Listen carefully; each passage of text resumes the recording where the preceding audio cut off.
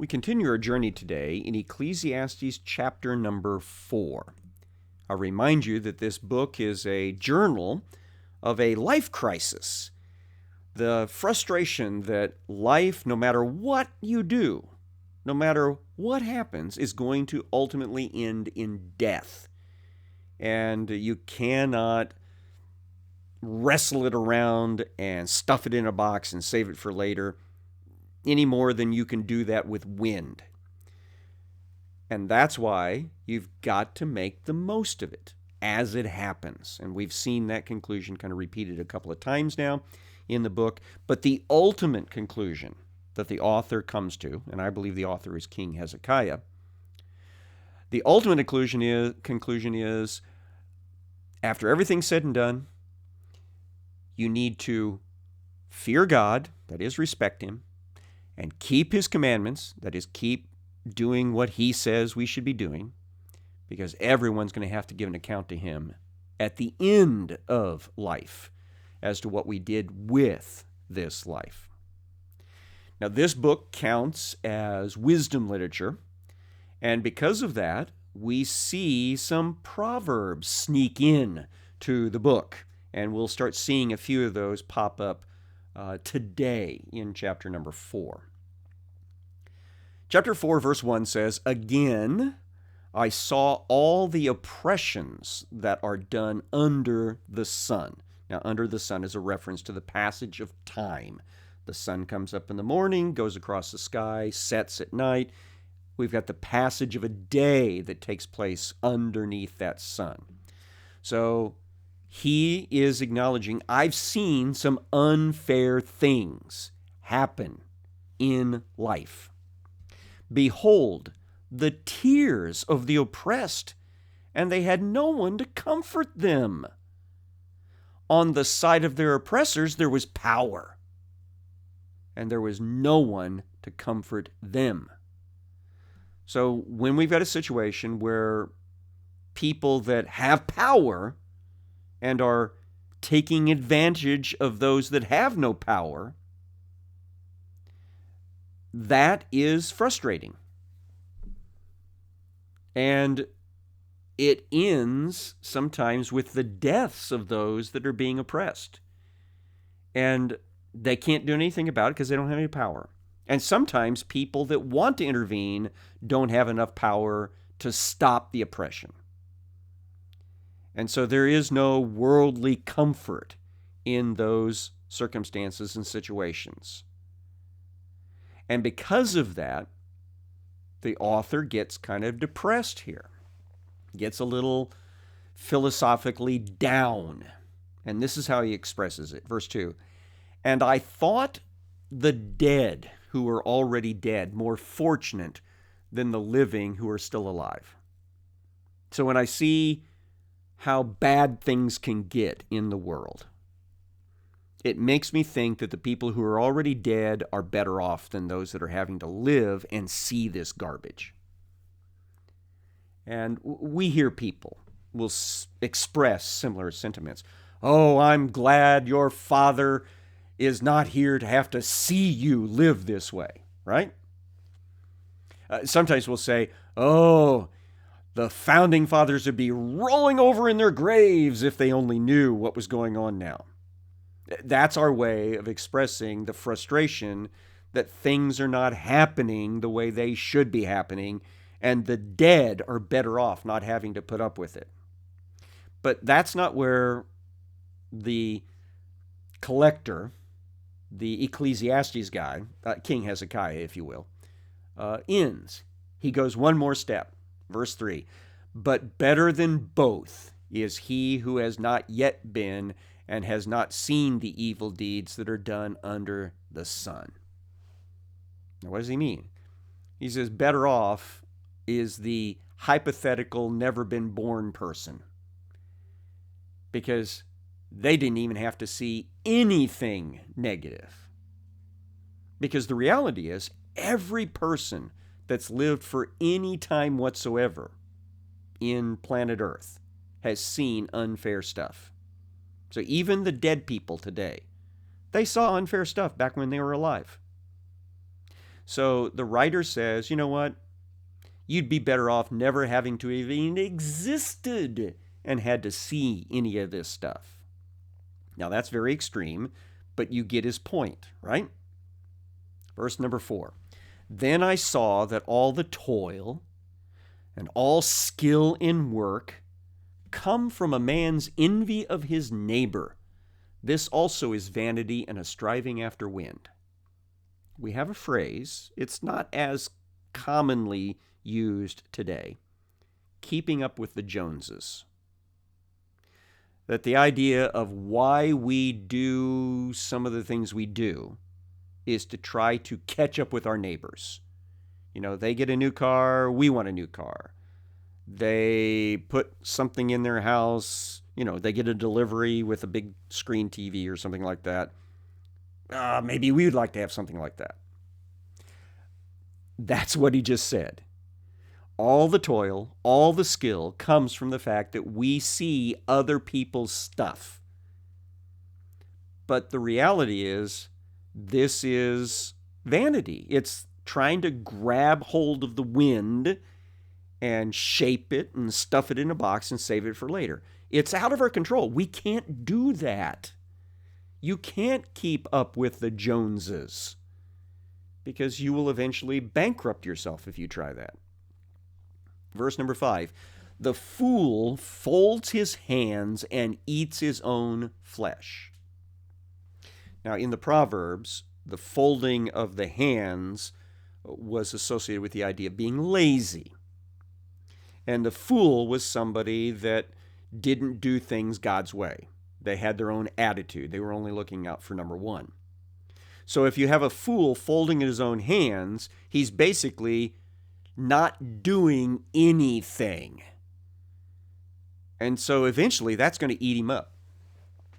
If you quit going to work, you'll eventually run out of money to pay the bills and you'll start getting things repossessed and you'll become homeless. That's the reality. Verse 6, better is a handful of quietness. That's living in peace, living in comfort or contentment with what you have as a comfort. Better is that than 2 hands full of toil and a striving after wind. So you're better off living a life of being contentedly comfortable with minimal amounts of necessities than to have lots and lots of stuff that you're working really, really hard to pay, the credit card bills for, because that's just going to catch you up in the whole whirlwind idea. And you can't saddle a whirlwind. Verse number 7.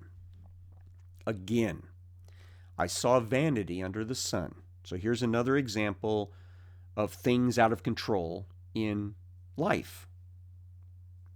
One person who has no other, either son or brother, so this guy is just a single person, doesn't have any family, it's just him in his household. Yet there is no end to all his toil, and his eyes are never satisfied with riches, so that he never asks, "For whom am I toiling and depriving myself of pleasure?" This also is vanity and an unhappy business. Again, when I'm recording this, it's still before Christmas for me. And one of my favorite Christmas season stories, which we watch the George C. Scott version of this, is the Christmas Carol story. And who's the main character? Scrooge. And Scrooge works all the time. And he pushes himself and he pushes his employees beyond what should be the comfort level of work. But why is he doing it? He goes home to a monstrous house, but he only lives in a little tiny room. And he could afford to have really nice food and clothes and servants galore, but he has none of those things. He goes up and he has a little candle and he has a little bitty cold bit of gruel that he warms up by a very small fire before he jumps into his bed. Why is he doing all of that? He's putting all of this effort in when it's just him and there's no one that he's enjoying life with. That's the picture here in verse 7 and 8. It's sad.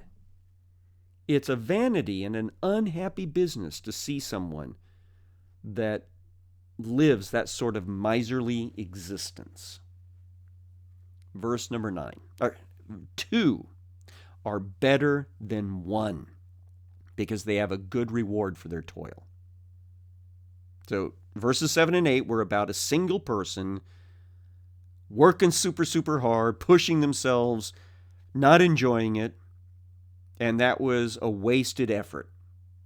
Verse 9 says, but even if you've got a minimum of 2 people that are working together and enjoying each other's company, that's better.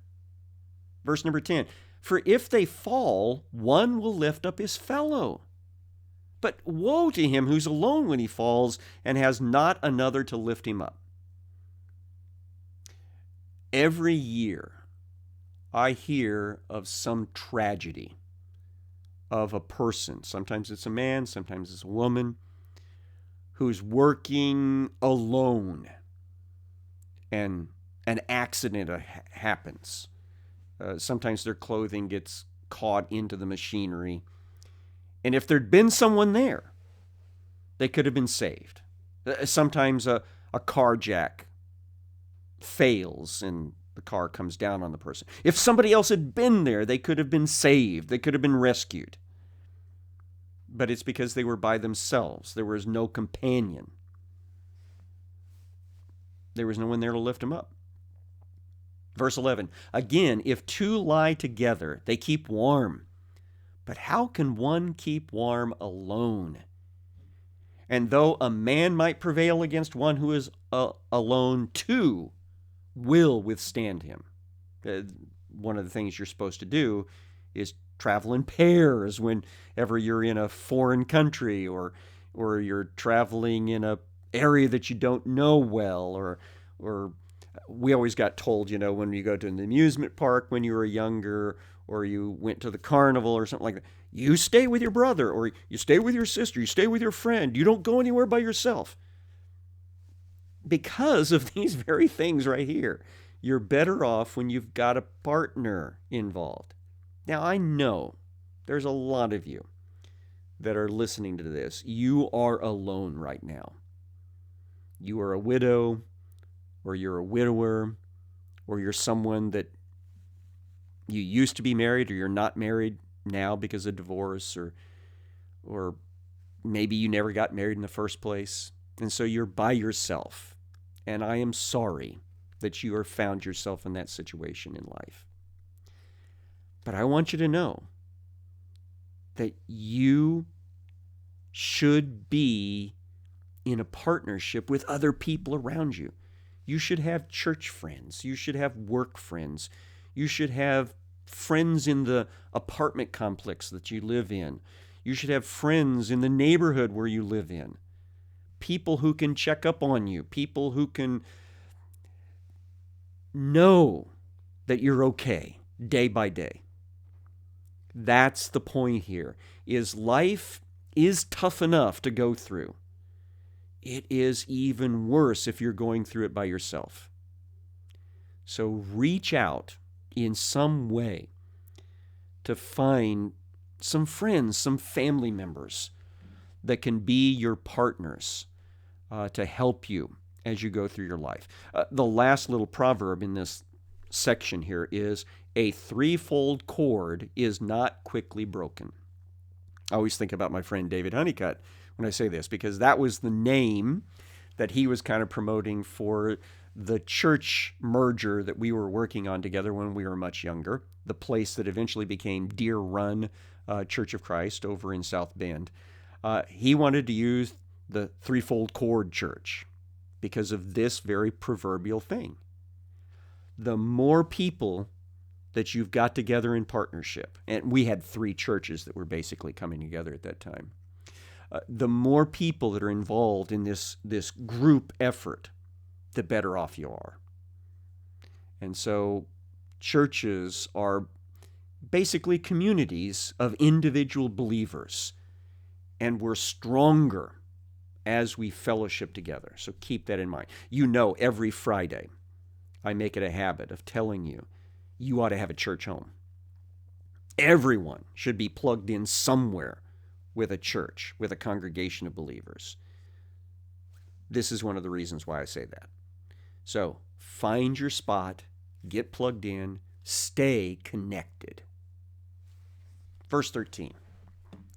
Better was a poor and wise youth than an old and foolish king who no longer knew how to take advice. Now, what's the proverbial contrast here? We've got an old king, been on the throne a long time, but he's foolish. He's self-centered. He's not taking advice from counselors around him. And so it doesn't matter how long he's been on the throne. Doesn't matter how heroic he might have been younger in his life. Now he's a pain. Now he's a problem. The poor, that is, he doesn't have any financial backing, but wise youth would be a better leader at this point. Because even though he's young, he is open to the wisdom advisors, the wisdom of God in written form. We need the people in leadership who are open to God's wisdom, rather than those who just keep on holding on just because they want the power. That's what this proverb is kind of about. Verse 14. For he went from prison to the throne, though in his own kingdom he had been born poor. Again, the writer here must have somebody very specific in mind. It doesn't seem to be the story of a Jewish king, an Israeli king. It might have been the story of one of the neighboring kingdoms, that this guy started out even in a jail somewhere and ends up becoming a good leader because of his wisdom. Closest thing in Israeli history to that would be Joseph. But he didn't become a king. He was only the vizier, the number 2 guy. Verse number 15, I saw all the living who move about under the sun, along with that youth who was to stand in the king's place. There was no end of all the people, all of whom he led. So again, it seems as if he's got something very specific in mind. He even pictures having been there whenever this youth suddenly became the new leader, and everybody was there wanting him to lead them into the future. But notice how he ends the story. Yet those who come later will not rejoice in him. Surely this also is vanity and a striving after wind. So even that guy who comes out of obscurity into prominence because of his wisdom, eventually people will get ticked off at him and they'll want to get rid of him. And when he's dead and gone, they'll forget about him. If you don't believe that, answer this question for me. Can you name for me all the presidents of the United States since its inception? There's only 45 of them, right? You should be able to name them. And yet most of us, and I include myself in this category, we can maybe kick out a couple hands full.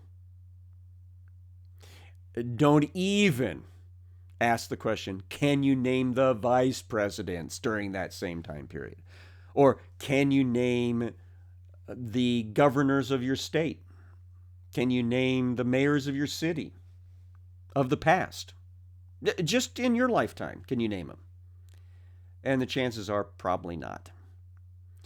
Because once somebody's dead, they tend to be forgotten. And that is one of the things that the writer of Ecclesiastes keeps coming back to, is death is where everybody ends up. And death doesn't just simply level the playing field, it empties the playing field. And then people don't remember you anymore. Chapter 5. Guard your steps when you go to the house of God. So we would say be careful as you go to church service. To draw near to listen is better than to offer the sacrifice of fools, for they do not know that they are doing evil. Now, the sacrifice of fools is going to be described a little bit better here in a moment as making promises to God in order to get your own way. So it's doing ritual. Whereas what you really need to be doing when you're going to church is listening up to what God wants you to do.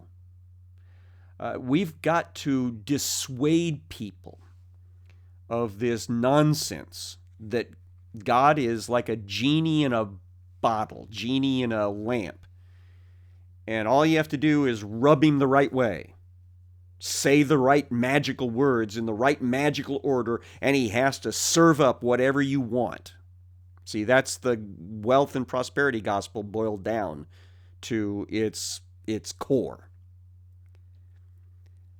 That's not worship. That's not Christianity. That's not the faith of our fathers all the way back to Adam and Eve. True faith, true religion is all about humbling yourself under God's hand and saying, "Here am I, Lord, send me. Here am I, Lord, what do you want me to do?" So, again, let's read it here. Guard your steps when you go to the house of God, to draw near to listen. And the Hebrew people thought of the word listen as to mean obey as well. Draw near to God to listen. That's better than to offer the sacrifice of fools, for they do not know that they are doing evil. Verse 2, a little bit more explanation here. Be not rash with your mouth, nor let your heart be hasty to utter a word before God, for God is in heaven and you are on earth. Therefore, let your words be few. For a dream comes with much business, and a fool's voice with many words. Now, I'm not altogether certain what that dream business is at the beginning, but fool's voice with many words, I understand that. Some people think that talking will demonstrate how powerful they are and how they need to be obeyed. And the advice of Scripture is, be quick to listen, slow to speak, slow to become angry. That's from the book of James, but it's proverbial from the Old Testament. Some people think that they can make deals with God. And people who get in trouble, sudden illnesses or changes in their business or their work life, sometimes in their marriage life, and they will suddenly go, "Oh God, if you'll just help me with this, I promise I'll do this, I promise I'll do that." That sort of promising is trying to manipulate God. And that's not appropriate. Verse number 4. Here's the danger in that. When you vow a vow to God, do not delay paying it, for he has no pleasure in fools. Pay what you vow. It is better that you should not vow than that you should vow and not pay. Let not your mouth lead you into sin, and do not say before the messenger, or possibly we're talking about the angel of the Lord here, because that's what the word messenger sometimes means. Don't say before the messenger that it was a mistake. Why should God be angry at your voice and destroy the work of your hands? For when dreams increase and words grow many, there is vanity, but God is the one you must fear. So basically, you need to think before you speak, especially when you are making promises to God, because God expects you to follow through with what you say. So it is better to not make the promise in the first place than to make the promise and then later go, oh, I didn't really mean it that way. I was just upset. I was just casting around to try to make sense of things. No, it's too late to excuse yourself for making promises to God once things calm down. When you talk to God, you need to be serious. And you shouldn't be trying to manipulate him. I am amazed about how many people think that they can manipulate God. That God is somehow like the proverbial guy that fell off the turnip truck, or the proverbial person that was born yesterday. That he'll believe anything you tell him, and that's perfectly fair as long as you get out of him what you want. Let's never forget, God is He who is, He who has always been, and He who will always be. He made everything, and He needs nothing from us. And yet, He did what He did because He wants us to be His children. He made us in His image and likeness to begin with, and even when we sinned, He sent His Son to die and rise again to save us. That's who we should be serving and worshiping.